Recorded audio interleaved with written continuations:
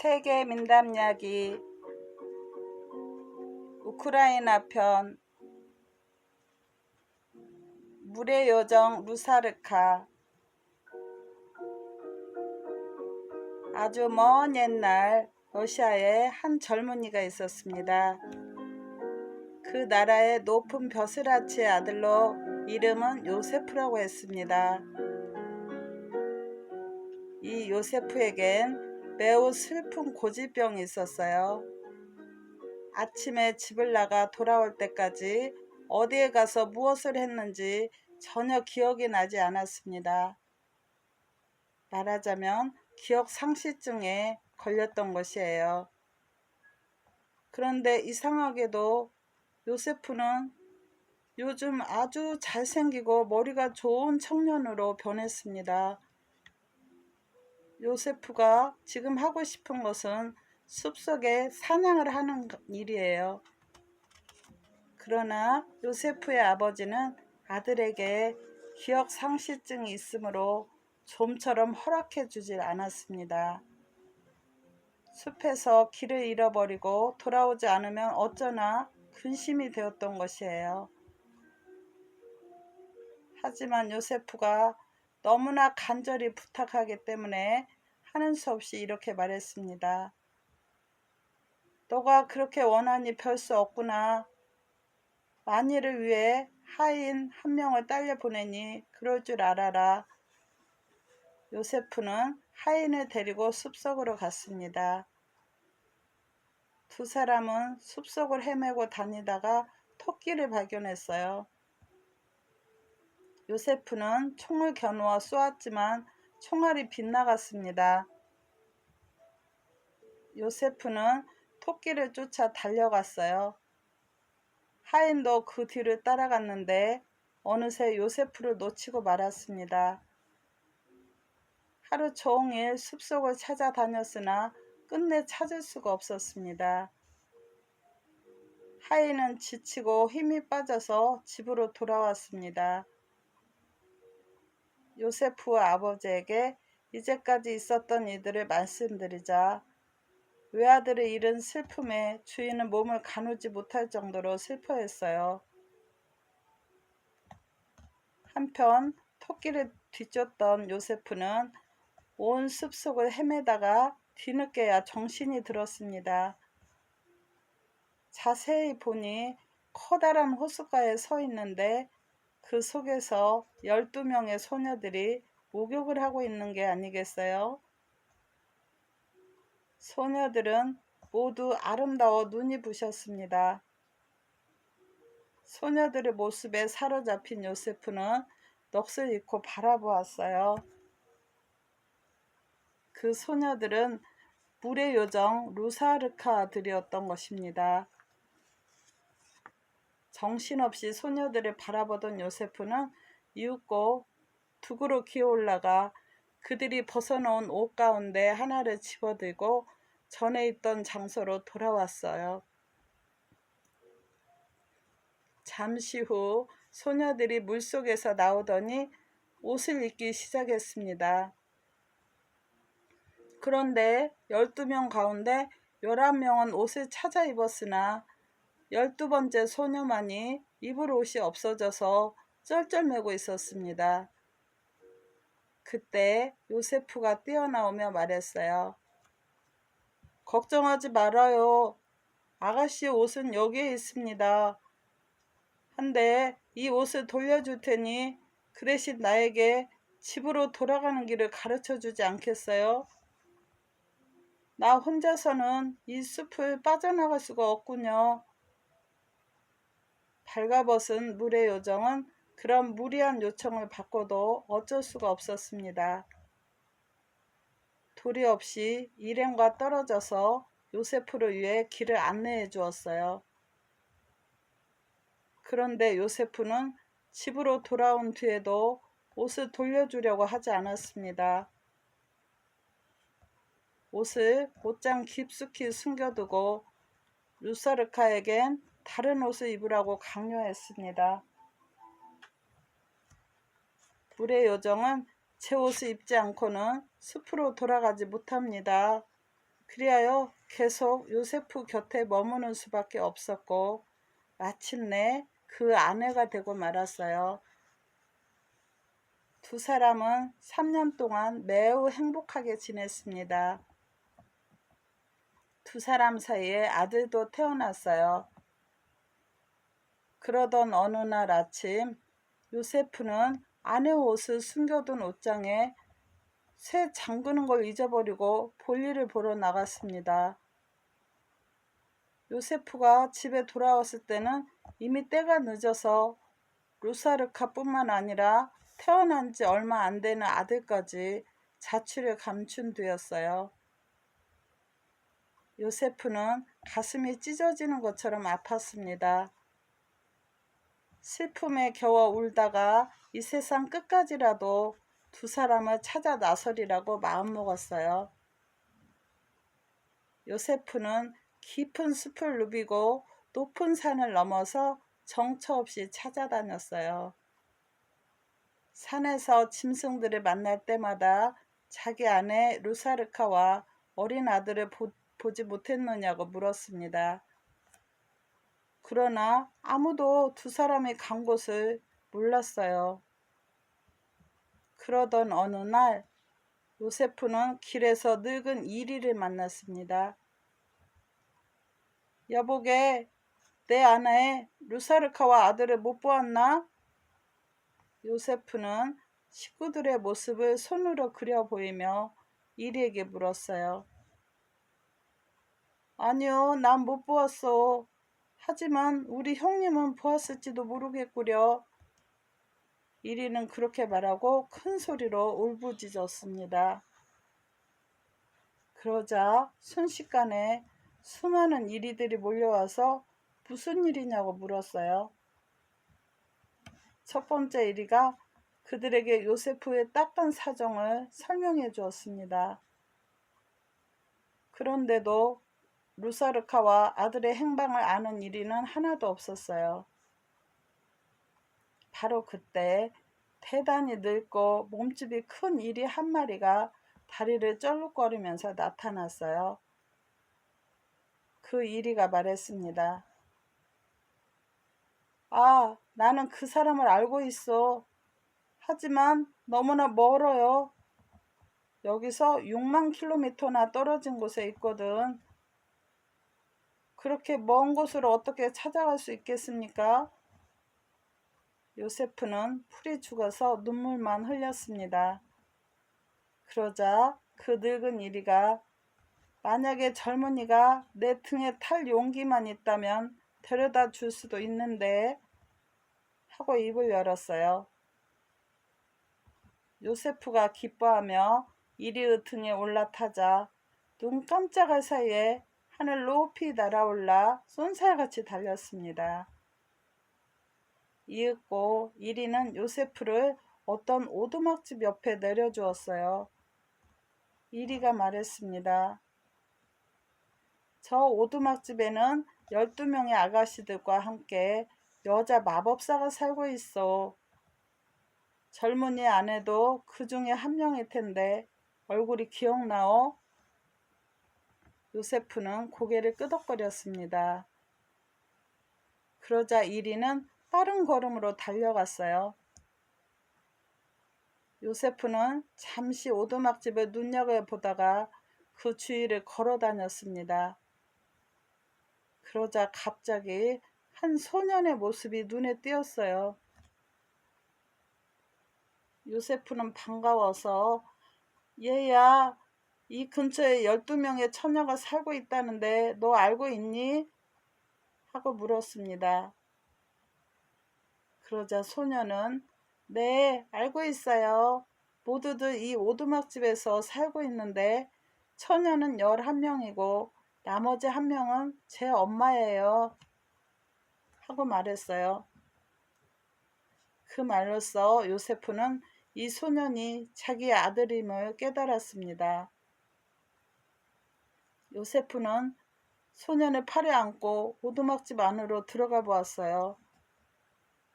안에는 마녀 한 사람이 앉아 있는데 요세프를 보자마자 욕지거리를 퍼부으며 소리쳤습니다.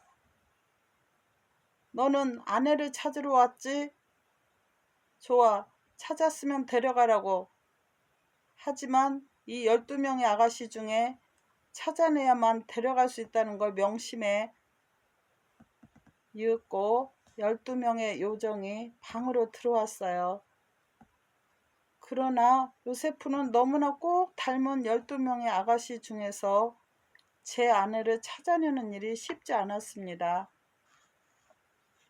루사르카는 자기가 오른쪽에서 두 번째에 있음을 아들을 시켜 알려주려고 했어요. 하지만 요세프에겐 아들의 말소리가 들리지 않았습니다. 12명의 요정은 한 줄로 늘어섰어요. 그럼에도 요세프는 누가 자기 아내인지를 알 수가 없었습니다. 마침내 참다 못한 루사르카가 요세프의 옷소매를 살그머니 잡아당길 때까지 전혀 분간을 못했어요.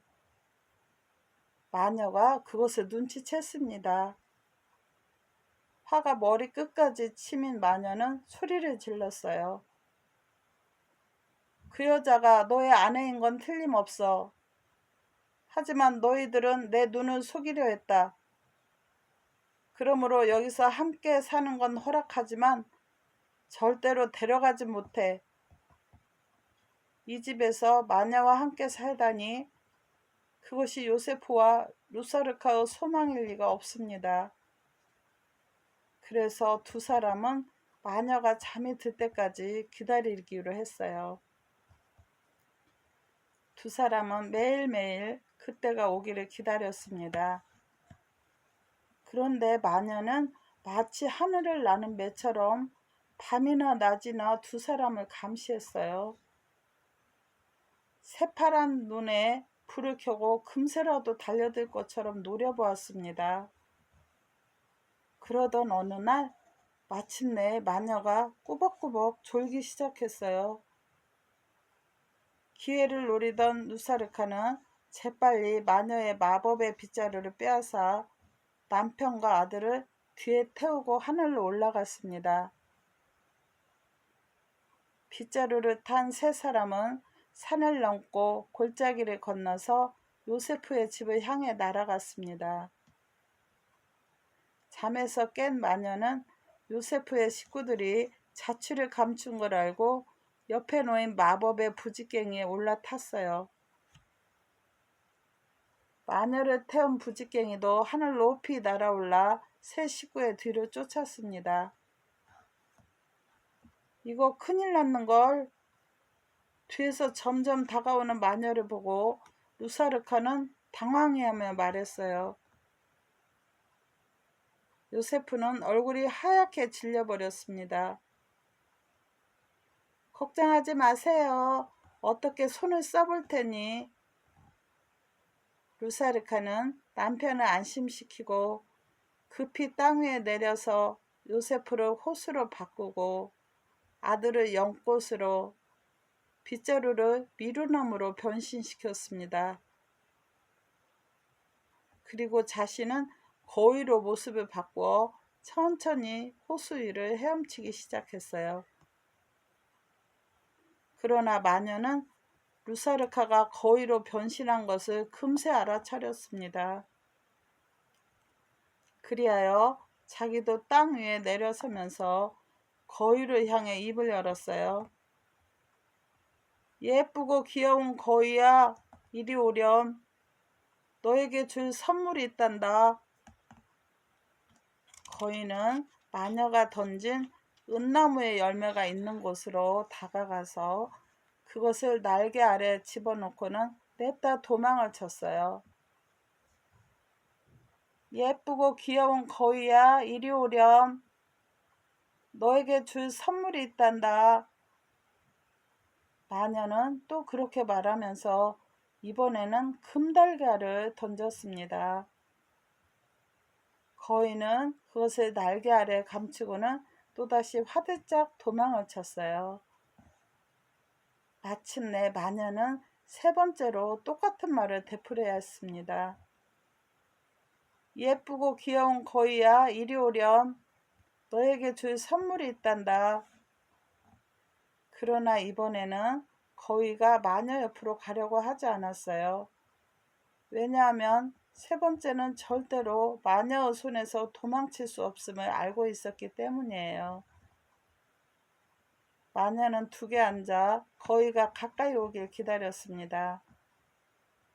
그러나 아무리 기다려도 물가로 오지 않는 거위를 보고 마녀는 자기의 계획이 틀어졌음을 깨달았어요. 마녀는 할 수 없이 부지깽이를 타고 날아가 버렸습니다.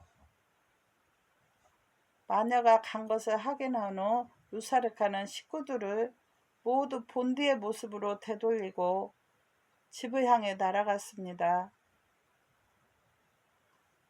세 사람이 요세프 아버지 집 앞에 내려서자 잠시 여기서 기다려요. 내가 먼저 들어가서 축하 준비를 하도록 이르고 올 테니 우리가 온 것을 알면 모두들 깜짝 놀라실 거야 하고 요세프가 말했습니다. 제발 우리 곁을 떠나지 말아주세요. 부탁이에요. 당신은 저와 아들의 곁을 세 발짝만 떠나면 곧 우리를 잊어버리실 거예요.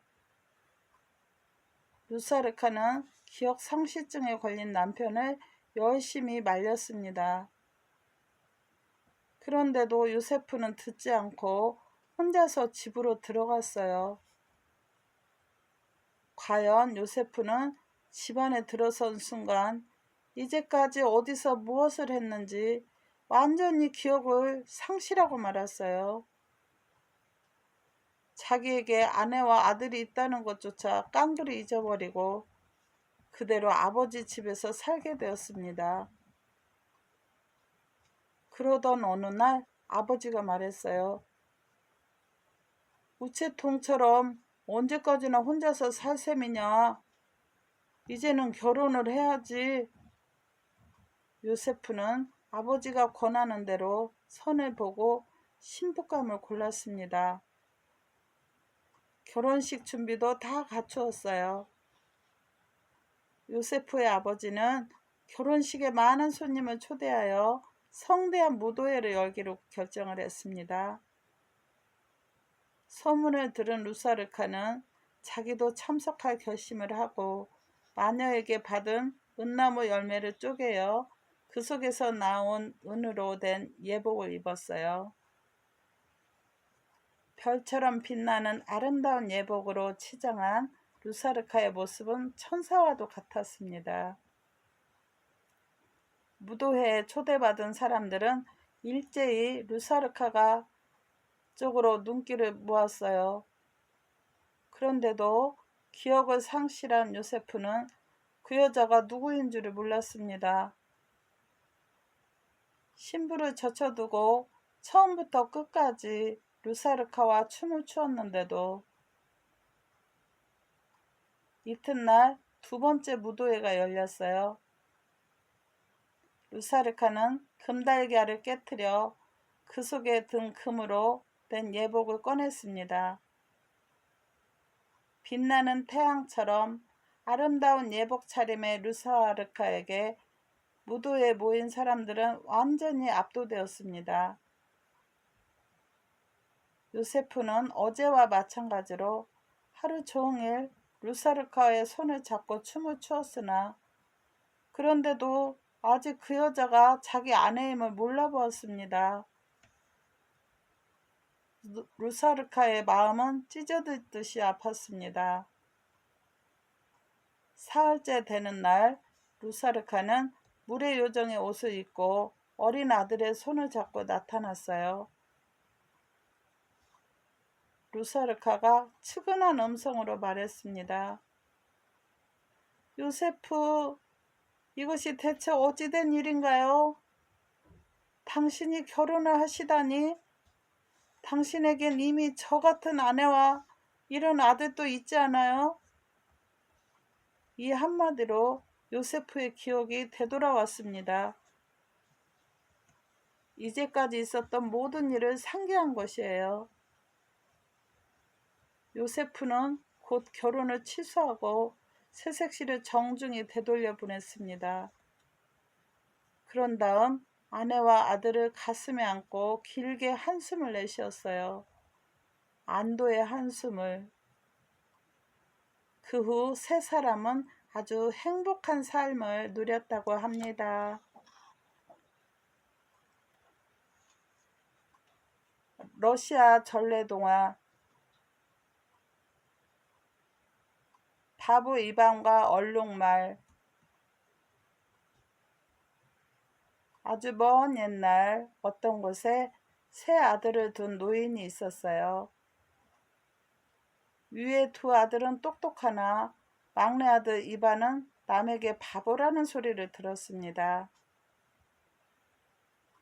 노인에겐 넓고 큰 밀밭이 있었는데 어느 날 아침 밭에 나가보니 간밤에 누가 짓밟았는지 엉망진창이 되어 있는 게 아니겠어요? 잘 자라서 누렇게 익은 밀이 짓밟혀 쓰러지고 군데군데 씹어먹힌 곳도 있었습니다. 이와 같은 일이 여러 날 동안 계속 일어났어요. 그리하여 노인은 세 아들을 불러앉히고 부탁했습니다. 하룻밤에 한 사람씩 번갈아 밀밭을 지켜보도록 해라. 첫날 밤에는 맏아들이 파수를 보았습니다. 그런데 밭에 나가서 큰 나무 아래 드러눕자 그대로 새벽까지 쿨쿨 잠이 들고 말았어요. 눈을 떴을 때는 이미 밀밭이 쑥대밭처럼 된 뒤였고 지난밤에 누가 무슨 짓을 했는지 통 알 수가 없었습니다. 다음날 밤에는 둘째 아들이 지킬 차례였어요. 그런데 둘째 아들도 골아 떨어져서 아무것도 보지 못했습니다. 사흘째 되는 날 밤에는 바보 이반이라고 불리는 막내 아들이 보초를 섰습니다. 이반은 강한 로프를 들고 밭에 가서 생 울타리에 몸을 기대고 무슨 일이 일어나는가를 지켜보았어요. 한밤중이 되자 잿빛 털에 검정색 얼굴이 있는 말이 번개처럼 달려왔습니다. 얼룩말은 금빛 갈기에 금빛 꼬리를 달고 있었는데 달릴 때마다 입에서 거친 숨과 불을 토하고 콧구멍에서도 불꽃을 내뿜었습니다. 밤마다 밀밭을 짓밟는 녀석은 바로 그 얼룩말이었던 것이에요. 이윽고 말은 걸음을 멈추고 밀 이삭을 먹기 시작했습니다. 이반은 로프를 들고 살그머니 말 옆으로 다가갔어요. 말은 먹는데 정신이 팔려 전혀 눈치채지 못하는 것 같았습니다. 이반은 민첩하게 몸을 날려 말등에 올라탔습니다. 말은 뒷발을 들고 마구 요동을 쳤어요. 그러나 이반은 갈기를 잡고 등 위에 엎드려져서 떨어지지 않았습니다. 이반을 도저히 떨어뜨릴 수 없다고 생각한 말은 전속력으로 달리기 시작했어요. 얼마나 달렸을까? 달리다 못해 지쳐버린 말이 입을 열었습니다. 이반 도련님, 제발 저한테서 내려주십시오. 두 번 다시 당신네 밭을 짓밟지 않을 테니 내려와 주세요. 약속하지요. 그러나 이반은 고개를 흔들었어요. 그런 말은 누구나 할 수 있어. 이반 도련님, 당신이 내 등에서 내려만 준다면 무슨 소원이든 이루게 해드리죠. 그거 고마운 말이로군. 하지만 그것을 너한테 부탁하려면 어떻게 해야 할지? 넓은 들로 나가세요. 그리고 휘파람을 분 다음 얼루가 빨리 오너라 하고 부르세요. 그러면 곧바로 달려가겠습니다. 그제서야 이반은 말에서 내려 자유롭게 해주었어요. 이반은 아버지와 두 형이 기다리고 있는 집으로 급히 달려갔습니다. 집으로 온 이반은 식구들에게 말했어요. 누가 밀밭을 짓밟고 뜯어먹는지 알아냈어요. 잿빛 얼룩말이에요. 그놈을 산채로 잡았지만 두 번 다시 그런 짓을 하게 않겠다기에 풀어주었어요. 그러나 동생의 이야기를 들은 두 형은 너털 웃음을 웃으며 전혀 믿으려 하지 않았어요. 하지만 그 이후부터 밀밭을 짓밟은 일은 자취를 감추었습니다. 그 무렵 이 나라 왕이 사유를 구하려고 공주를 사흘 동안 대궐의 높은 탑의 창문 앞에 앉힌다는 방이 나붙었어요. 누구든지 말을 타고 창문까지 뛰어올라 공주 손가락에 낀 반지를 뽑아오는 사람을 부마로 삼겠다는 내용이었습니다. 수많은 사람들이 세계 곳곳에서 대궐로 모여들었어요. 그 중에는 행운을 노리고 찾아온 사람도 있었지만 대부분의 사람은 구경꾼들이었습니다. 이반의 두 형도 대궐로 갈 채비를 했습니다. 그러나 바보 같은 아우를 데리고 갈 생각은 꿈에도 생각하지 않았어요. 너를 데려가면 모두들 비웃을 테니 우리가 창피해진다. 집이나 잘 보고 있거라. 그러시다면 저는 산에 버섯이나 따러 가겠어요. 이반은 그렇게 대답하고 광주리를 메고 산을 향해 갔습니다. 이반이 정말 산으로 갔을까요? 아니에요. 이반은 넓은 들에 당도하자 휘파람을 불어서 얼룩말을 불렀습니다. 얼룩아 빨리 오너라. 얼룩말이 금빛 갈기를 바람에 나부끼며 땅 구르는 소리도 요란하게 달려왔습니다. 입에서는 불을 토하고 코와 귀로는 불꽃과 연기를 세차게 내뿜으면서 왔습니다. 이반 도련님, 무슨 일인가요? 이반은 왕이 사는 궁궐에서 생긴 이야기를 하고 자기도 공주와 혼인할 행운을 잡고 싶느라고 말했습니다. 좋습니다. 그렇다면 제 오른쪽 귀를 잡고 올라타신 후 왼쪽으로 내리세요. 얼룩말이 가르쳐준 대로 타고 내린즉 이반은 대번에 잘생긴 젊은이가 되었어요.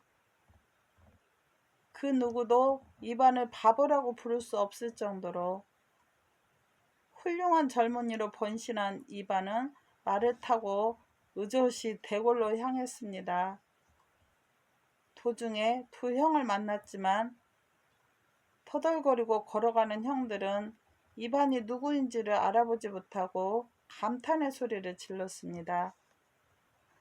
야, 정말 잘생긴 청년인데 어느 나라의 왕자의 모양이야.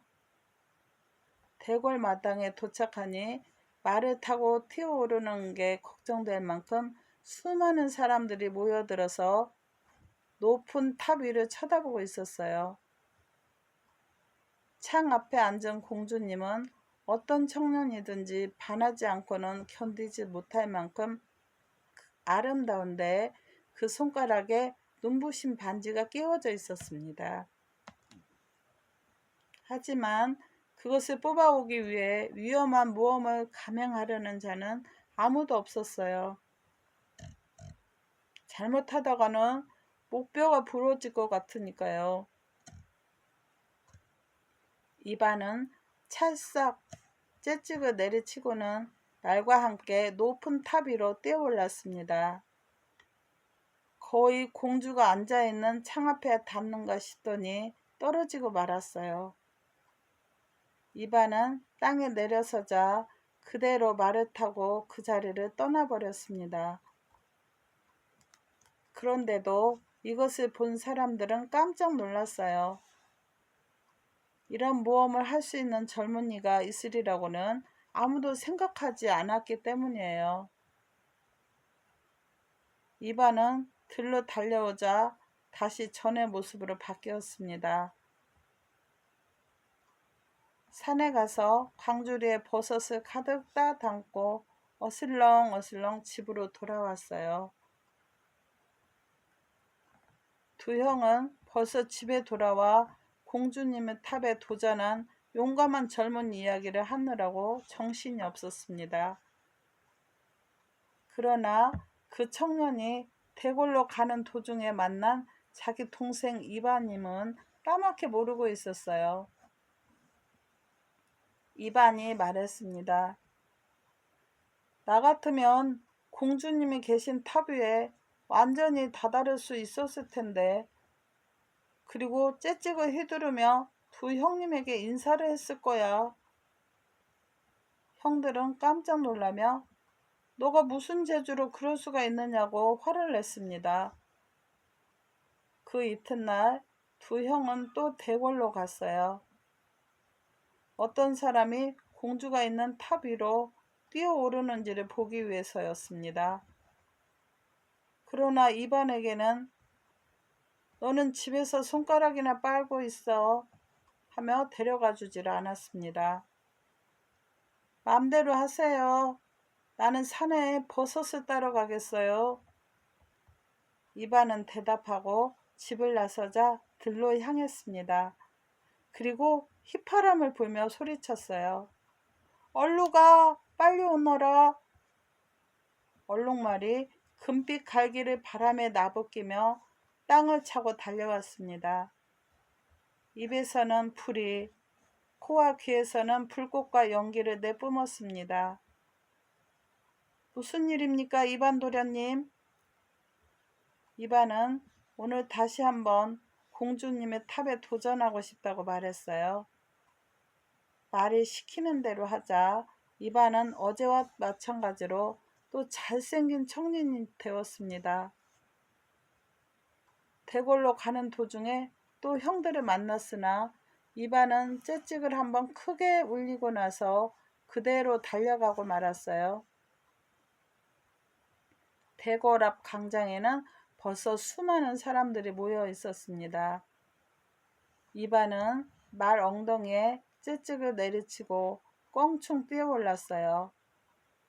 그러나 간발의 차이로 창문에 닿지 못하고 떨어졌습니다. 그런데도 사람들은 이 젊은이의 놀라운 힘에 모두 어안이 봉봉했어요. 땅으로 내려온 이반은 그런 사람들의 놀란 표정을 뒤로하고 냅다 말을 달려 집으로 돌아왔습니다. 두 형은 오늘 또 대궐에서 있었던 용감한 젊은이에 대하여 얘기를 하느라 입에 침이 마를 정도였습니다. 이반은 그들 앞에 버섯이 든 강주리를 내던지며 말했어요. 내가 그 용감한 청년이라면 공주님이 계신 탑 위에 뛰어올랐을 텐데 째찍을 휘둘러 형님들에게 인사를 했을 거예요. 그러자 형들은 다시 화를 냈고 이반을 버섯 강주리와 함께 밖으로 내동댕이 쳤습니다. 사흘째 되는 날 형들은 이반에게 불조심을 하라고 이른 후 또 대궐로 갔습니다. 이반은 그들이 집을 떠나자 곧 강주리를 메고 들로 나갔어요. 두 형이 대궐에 닿기 전에 뒤쫓아간 이반은 마루에서 째찍을 울리며 인사를 했습니다. 그런데도 형들은 아우를 알아보지 못했어요. 이틀에 걸친 용감한 젊은이의 모험 이야기를 들은 사람들이 모여서 대궐 앞 광장은 시장바닥 같았습니다. 이반은 말을 타고 사람들 사이를 빠져나갔어요. 그리고 째찍을 한번 세게 내리치고는 무서운 힘으로 솟구쳤습니다. 이번에는 완전히 공주의 탑 위로 뛰어올라 창까지 다다랐어요. 공주에게 키스하고 그 손가락에서 눈부신 반지를 뽑아내자 눈 깜짝할 사이에 땅으로 내려와서 자취를 감추었습니다. 대궐 안에 모인 사람들 사이에 큰 소동이 일어났어요. 아무도 모르는 용감한 젊은이가 와서 공주님의 반지를 뽑아갔기 때문이에요. 왕은 반지를 뽑아간 젊은이를 데려오도록 부하에게 명령했습니다. 그가 어느 나라의 왕자이든 시골에 사는 농부이든 그 용감한 모험자를 왕은 사위로 삼아 장차 이 나라를 물려주겠노라고 했어요. 그러나 공주님의 남편이 될 그 용감한 청년은 아무리 기다려도 나타나질 않았습니다. 이반은 왕의 명령을 전해 듣고도 집안에 틀어박혀 바깥 출입을 삼갔습니다. 또 공주님의 반지를 제 손가락에 끼기는 했으나 남이 볼까봐 그 위에 천을 감쌌어요. 기다리다 지친 왕은 마침내 온 나라의 젊은이들을 모두 불러들여서 큰 잔치를 베풀기로 했습니다. 그러면 틀림없이 그 청년들 중에 장차 사위가 될 용감한 젊은이를 찾아낼 수 있을 것으로 믿었기 때문이에요. 이반의 두 형도 이 잔치에 가기로 했는데 이번만은 왕의 명령이라 아우를 집에 놔두고 갈 수가 없었습니다. 형들은 넓은 연회장으로 들어가자 각기 식탁에 앉아서 먹고 마셨어요. 그러나 이번만은 형들과 멀리 떨어진 구석자리에 앉아서 말없이 웃기만 했습니다. 이윽고 공주님이 주전자를 들고 젊은이들 사이를 누비고 다니며 술을 따랐어요. 이렇게 하면 술잔에 받쳐둔 어느 청년의 손에 자기의 반지가 끼워져 있는가를 확인할 수 있겠기 때문이에요. 그러나 공주님은 모든 젊은이들 사이를 누비고 다녔으나 반지를 찾아내지 못하여 실망이 컸습니다. 마침내 구석자리에 호젓이 앉아있는 이반 앞에까지 왔습니다. 이것을 본 두 형은 업신여기는 듯한 웃음을 지으며 말했어요. 이반 녀석도 공주님의 손님 축에 드는 모양이지. 공주님은 술을 따르며 이반이 손가락에 천을 감고 있는 것을 보았어요. 그리하여 천을 떼고 손가락 좀 보여주세요 하고 말했습니다. 천만에요. 저는 버섯을 따다가 손가락을 가시에 찔렸을 뿐입니다. 이반은 깜짝 놀라며 대답했어요. 괜찮아요, 이반. 제발 천을 떼고 손가락을 보여주세요. 공주님은 이반이 부끄러워서 그러는 줄 알고 힘주어 부탁했습니다. 이반은 하는 수 없이 천을 떼어냈는데 갑자기 드러난 눈부신 반지의 빛으로 온 연회장이 환하게 빛났습니다. 이것을 본 공주님은 이반의 손을 잡고 부왕 앞으로 갔어요. 찾았습니다, 아버님. 이 청년이야말로 제 남편이 될 사람입니다. 공주님은 기쁨의 환성을 울렸어요. 그 자리에 모인 젊은이들에게도 그것은 큰 충격이 아닐 수 없었습니다. 그러나 동시에 공주가 바보 이반을 남편감으로 고른 것을 보고 모두들 그녀를 동정했습니다. 바로 이때였습니다. 이반이 자리에서 일어서더니 바깥을 향해 큰 소리로 외쳤어요. 얼루가 빨리 오너라. 그러자 순식간에 금빛 갈기를 나부끼며 잿빛 얼룩말이 나타났어요. 입으로는 불을 토하고 코와 귀로는 불꽃과 연기를 내뿜으면서 땅 구르는 소리도 우렁차게 들이닥쳤던 것이에요. 이반은 말의 오른쪽 귀를 잡고 말등에 올라탄 후 왼쪽 귀를 잡고 땅 위에 내려 섰습니다. 이를 본 사람들은 처음에는 무슨 일이 생길지 몰라 두려워했으나 입안이 순식간에 잘생긴 멋진 젊은이로 변했으므로 모두가 공주님의 행복을 부러워했습니다. 곧 결혼식이 열리고 모두 즐겁게 마시고 먹으며 춤을 추었습니다. 입안에 두 형만 빼놓고.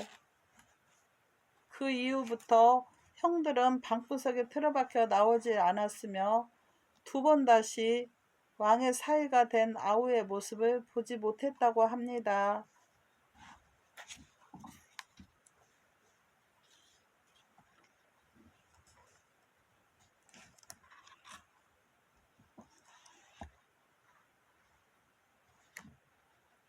러시아 전래동화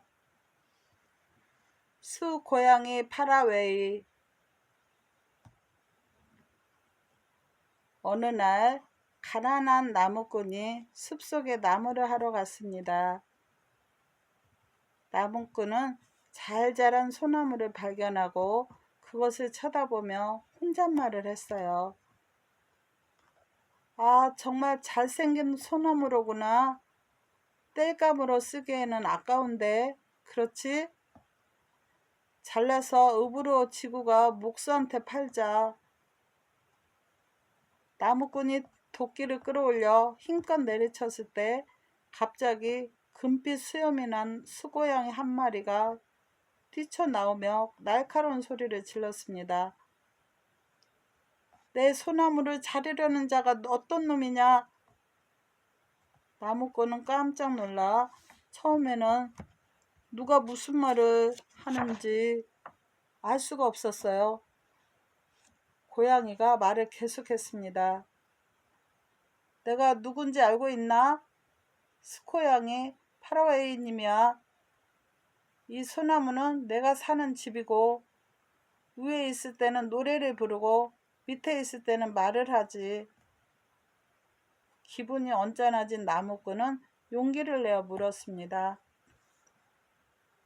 그럼 왜 노래를 부르던가 말을 하던가 하지 않았어?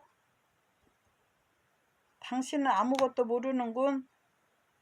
내 목소리는 여기서 50리나 떨어진 곳에서도 들리는데 그 소리를 들은 녀석 중에는 머리카락이 곤두선 자도 있을 정도야. 알겠어. 그렇다면 이 나무를 자르는 건 그만두기로 하지. 나무꾼이 그러자 수코양이가 웃으면서 대꾸했어요. 머리가 잘 돌아가는 영감이군. 내가 보기에 당신은 마음씨가 고운 사람인 것 같아. 만약에 뭔가 갖고 싶은 물건이 있으면 언제든지 말해줘요. 그날 나무꾼은 더 이상 일할 마음이 나지 않아서 일찍 집으로 돌아왔습니다.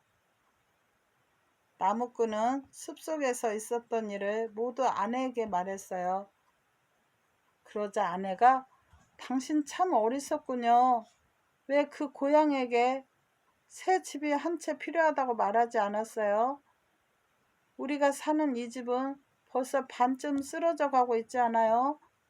거기에다 밥 며칠가리와 소를 2~3마리. 그리하여 나무꾼은 숲속으로 되돌아가 소나무 아래 서서 도끼로 줄기를 두드렸습니다. 숲고양이 파라웨이가 어슬렁어슬렁 내려와 물었어요. 무엇을 갖고 싶소?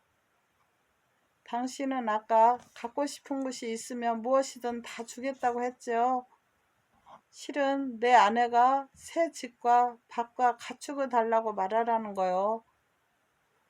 우리는 찢어지게 가난해서 이대로 살다가는 먹을 것조차 떨어질 지경이요.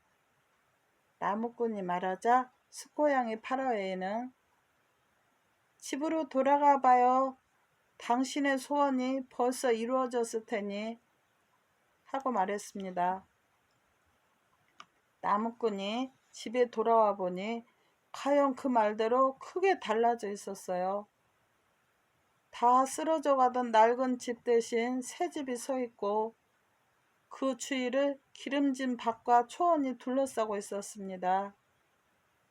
외양간에서는 소와 말 등 가축들의 울음소리가 들려오고 곳간에는 1년 동안 먹고도 남을 곡식들이 가득 쌓여 있는 게 아니겠어요?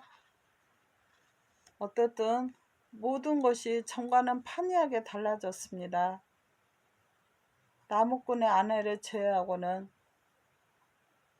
어머, 정말 멋진 고양이로군요. 나무꾼의 아내는 감탄의 소리를 질렀어요. 그러나 그 혀끝이 마르기도 전에 아내는 또 새로운 것을 요구했습니다. 여보, 당신이 부탁하면 이것보다 더 큰 집을 주지 않을까요? 나는 그 저택의 여주인이 되고 싶어요. 나는 오랫동안 갖은 고생을 하며 살아왔으니 좀 더 여유 있는 생활을 해도 되지 않겠어요? 하인이 나를 반갑게 맞아주고 케이크와 차를 날라다 주면 얼마나 좋아요. 다시 한번 숲속에 가서 스코어 양이한테 부탁해 주세요.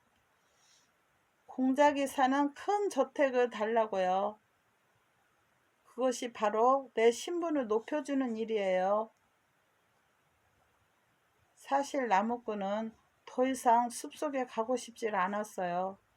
부탁하기도 싫었습니다. 그러나 아내와 함께 조용한 생활을 하려던 그 여자의 말을 들어주는 수밖에 없었습니다. 나무꾼이 도끼를 들고 숲속에 가서 소나무 밑동을 두드리자 스코양이 파라웨이가 기다렸다는 듯이 나왔습니다. 어떻소?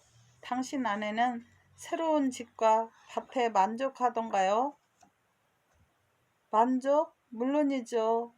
한데 이번에는 큰 저택에 살면서 그 집의 여주인이 되고 싶다는 거요. 좋소. 집으로 돌아가요. 이번에는 당신의 아내도 만족해야 할 것이요. 파라웨이가 말했습니다. 나무꾼이 숲에서 내려와 집을 향해 걸어가는데 가는 길을 찾지 못할 만큼 주변의 경치가 달라져 있었어요. 이제까지 새 집이 서 있던 자리에는 으리으리한 저택이 들어서고 그 주위를 넓고 큰 정원이 둘러싸고 있었습니다. 안으로 들어가 보니 하인과 하녀들이 분주하게 움직이고 자기 아내는 번쩍거리는 객실에서 눈부신 옷을 입고 소파에 앉아 있는 게 아니겠어요? 그런데 말입니다. 나무꾼의 아내는 그것으로도 만족하지 않았어요. 대저택의 안주인이라니 너무나 시시해요. 나는 여왕이 되어 대궐에서 살고 싶어요. 스코양이 파라에를 금 기둥에 묶어놓고 노래를 부르게 하거나 이야기를 시켰으면 해요. 내가 원하는 것이라면 무엇이든 다 들어주어서 나를 즐겁게 할 거예요. 자, 빨리 숲으로 가세요. 나무꾼은 기가 막히고 실증이 났습니다. 그러나 아내와 다투기가 싫어서 다시 한번 숲속으로 갔어요. 소나무 밑에 다다랐을 때 이미 날이 어두워진 뒤였습니다. 어둠 속에서 수코양의 눈이 노여움으로 이글거렸어요. 파라웨이가 금빛 수염을 곤두세우고 나무꾼에게 물었어요. 이번엔 무얼 갖고 싶다는 거요? 나무꾼은 완전히 당황해서 아니 내가 아니요. 나는 아무것도 갖고 싶은 게 없지만 내 아내가 만족하질 않아요. 여왕이 되어 대궐에서 살고 싶대요. 그리고 기분 나빠하지 말아요, 파라웨이. 당신을 대궐의 금 기둥에 묶어놓고 노래나 이야기를 시켜 뭐든지 말을 듣도록 해서 즐기고 싶대요. 이 말을 듣자 파라웨이는 이빨을 드러내며 화를 냈습니다. 금빛 수염은 곤두선 채 파르르 떨리고 눈은 갈수록 파랗게 불타올랐어요. 파라웨이는 쉿하는 소리를 내고는 몸을 돌려 어둠 속으로 사라졌습니다. 나무꾼은 힘없이 집으로 돌아왔어요. 완전히 어두워진 숲 위에 새침한 달이 떠서 집으로 가는 길을 비춰주고 있었습니다. 나뭇가지 사이로 흩어진 달빛은 당장에 쓰러질 것 같은 낡은 집도 비쳤어요. 방 안에 들어서니 나무꾼의 안에는 갈갈이 찢어진 낡은 염소 가죽을 두르고 잠이 들어 있었습니다. 아마 파라에이가 화가 나서 다녀간 모양입니다.